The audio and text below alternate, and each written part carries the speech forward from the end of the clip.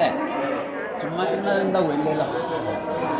ഈശ്വര നിശ്ചയം ഇങ്ങനെ ചെയ്യണം അങ്ങനെ ചെയ്യണം എന്നുള്ളത് സത്ചിന്തയായിട്ടാണ് ഭഗവാൻ പറയുന്നത്. സത്ചിന്തയായി അത് പ്രവർത്തിപ്പിക്കുക എന്നുള്ളത്.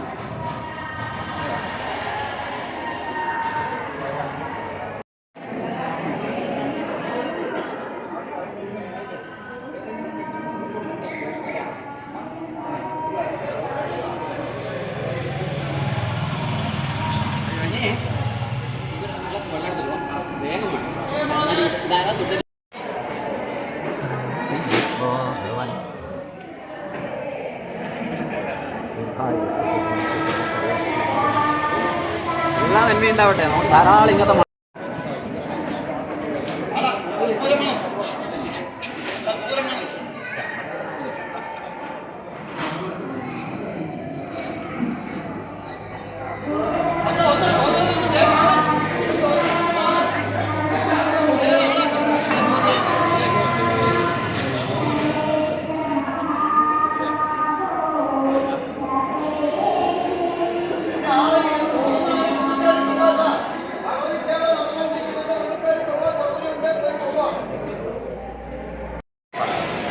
ചെറുപുഴ ശ്രീ അയ്യപ്പ ക്ഷേത്രത്തിൽ കാലങ്ങളായി നടന്നു വരുന്ന കർക്കടക മാസത്തിലെ അഖണ്ഡനാമ യജ്ഞവും മഹാഗണപതി യോഗവും ഭഗവതി സേവയും അതേപോലെ ഭഗവാനി പ്രത്യേകമായി നടക്കുന്ന കലശപൂജയും ഇന്ന് ഈട ബഹുവിമർശമായിട്ട് നടത്താൻ ഉദ്ദേശിക്കുകയും അത് വളരെ ഗംഭീരമായി ഭംഗിയായി നടന്നുകൊണ്ടിരിക്കുകയാണ്. ചടങ്ങുകളൊക്കെ നല്ല ഭക്തജന തിരക്കായിരുന്നു.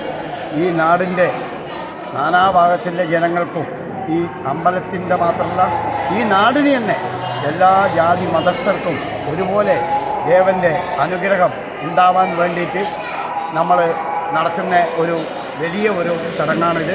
കാരണം പണ്ട് കാലങ്ങളിൽ വീടുകളിൽ ഗണപതി ഹോമവും ഒരു ഭഗവത് സേവയും നടത്തലെന്ന് പറയുന്നത് വലിയ ചെലവേറിയ ഒരു സംഭവമാണ്.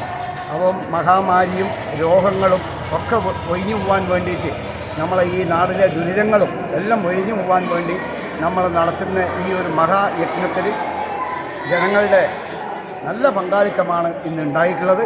അതോടൊപ്പം തന്നെ ഈ കമ്മിറ്റിയുടെയും മാതൃസമിതിയുടെയും ഞങ്ങളെല്ലാവരുടെയും ഒരു നന്ദി ഈ ഒരു അവസരത്തിൽ ഈ നാട്ടിലും നാട്ടു ജനങ്ങൾക്കും ഞാൻ അറിയിക്കുകയാണ്. കാരണം ഇവിടെ വന്നവരും വരാത്തവരുമായ ഒരുപടി ജനങ്ങൾ ഈ നാട്ടിലുണ്ട്.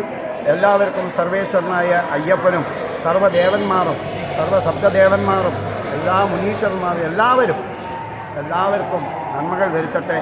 എല്ലാവരും നന്മകൾ വരുത്തട്ടെ എന്ന് പ്രാർത്ഥിച്ചുകൊള്ളുന്നു. സ്വാമിയെ ശരണമയ്യപ്പൻ.